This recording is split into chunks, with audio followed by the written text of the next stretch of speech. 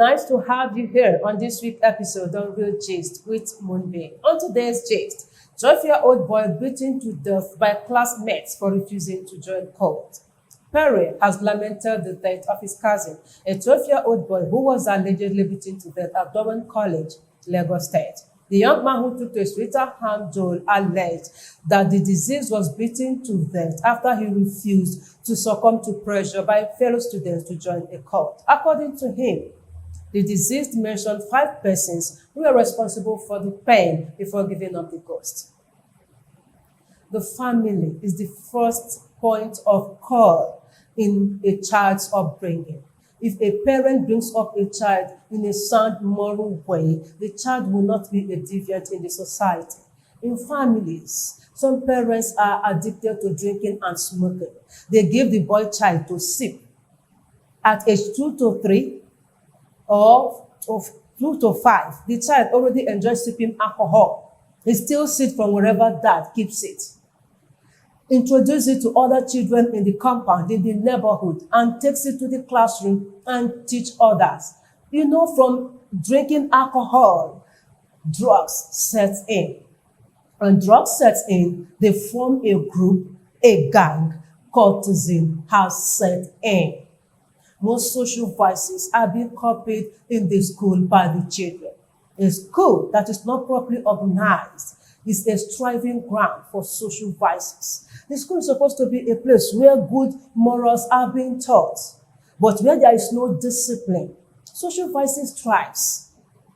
For me, school should step up in the security system, employ more security personnel, set up CCTV cameras all over the school and electricity 24/7, employ more teachers, get more security personnel.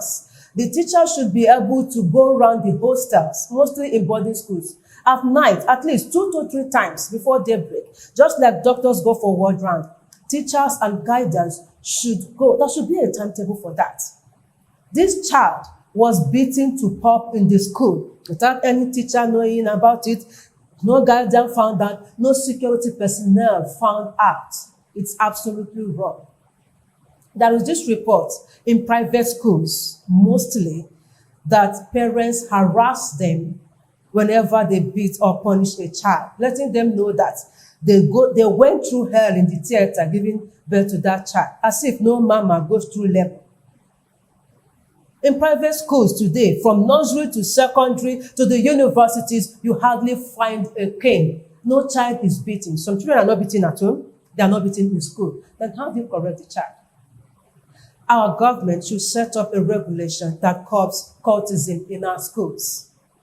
There is this phenomenon in our universities that our politicians get the students, train them, use them as thugs in their elections. After the election, these students goes back to the school with the money paid to them and the guns, because the politicians cannot claim to retrieve all the guns from them.